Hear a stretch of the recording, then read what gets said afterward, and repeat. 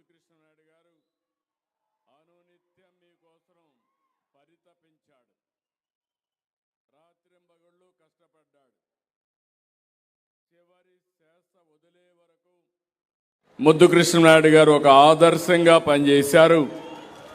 అలాంటి ఆదర్శంగా పనిచేసిన ఒక నాయకుడిని స్ఫూర్తిగా తీసుకుని బాను ఇంకా బెటర్గా చేయాలి.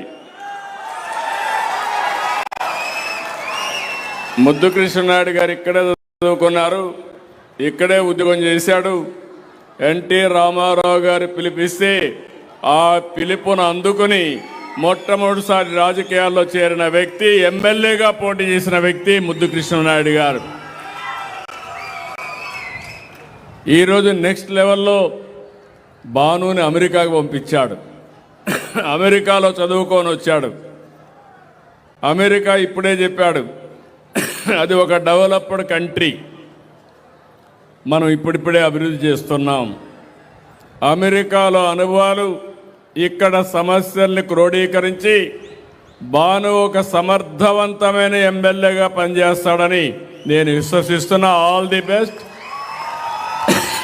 మనస్ఫూర్తిగా అభినందనలు.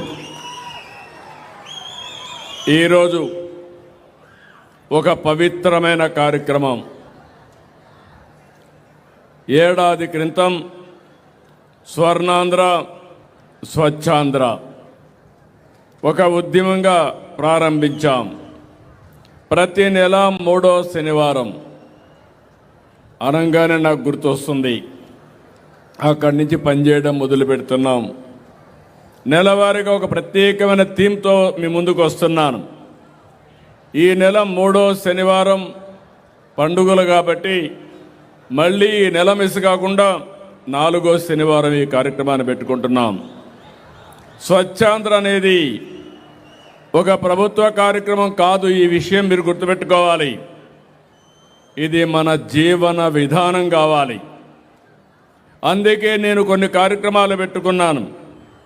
ప్రతి నెల 1వ తారీఖు వస్తే పేదల సేవలో నేనే కాదు, ప్రజాప్రతినిధులు, అధికార యంత్రాంగం, ఎన్డీఏ కూటమి నాయకులందరూ కూడా ప్రజాసేవలో మమేకం కావాలి.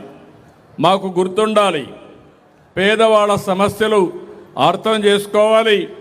మీ సమస్యల పరిష్కారం కోసం అనునిత్యం పనిచేయాలనే ఉద్దేశంతోనే పేదల సేవలో పెట్టాం.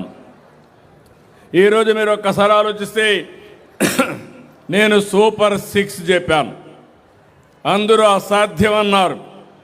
సూపర్ 6ని సూపర్ హిట్ చేసిన ఏకైక కూటమి ఎన్డీఏ కూటమి. ఈరోజు మీలో ఇంత ఉత్సాహం ఉందంటే అందరికీ తల్లికి వందనం వస్తూ ఉంది. స్త్రీ శక్తి కింద ఫ్రీగా బస్సులో ఎక్కడికి కావాలన్నా మా ఆడబిడ్డలందరూ తిరిగే పరిస్థితికి వచ్చారు. అన్నదాత సుఖీభవ సమర్థవంతంగా అమలు చేస్తున్నాం. దీపం 2 కింద 3 సిలిండర్లు ఉచితంగా ఇస్తున్నాం. పేదలందరికీ పింఛన్లు 4,000, 6,000, 10,000, 15,000, సంవత్సరానికి 33,000 కోట్ల రూపాయలు పేదలకిచ్చే ఏకైక ప్రభుత్వం ఒకే ఒక కార్యక్రమం, పెన్షన్ల కార్యక్రమం. అదే సమయంలో 1-2 కాదు, అనేక కార్యక్రమాలతో ముందుకు పోతున్నాం. అయితే ఇక్కడ మీరు గుర్తుపెట్టుకోవాల్సింది, స్వచ్ఛాంధ్ర స్వర్ణాంధ్ర. మనం పీల్చే గాలి స్వచ్ఛంగా ఉండాలి, మన పరిసరాలు పరిశుభ్రంగా ఉండాలి, మనం తాగే నీళ్లు సురక్షితంగా ఉండాలి, తినే తిండి కాలుష్యం లేకుండా మనం తినే తిండి కూడా బాగా ఉంటే ఆరోగ్యం బాగుంటుంది. మంచి తిండి రావాలంటే, మంచి నీళ్లు దొరకాలంటే మనం వేసే పంటల భూమి కూడా స్వచ్ఛందంగా ఉండాలి. ఇవన్నీ చేయాలంటే మన ఆలోచనలు కూడా స్వచ్ఛంగా ఉండాలి. చెడు ఆలోచనలు పెట్టుకొని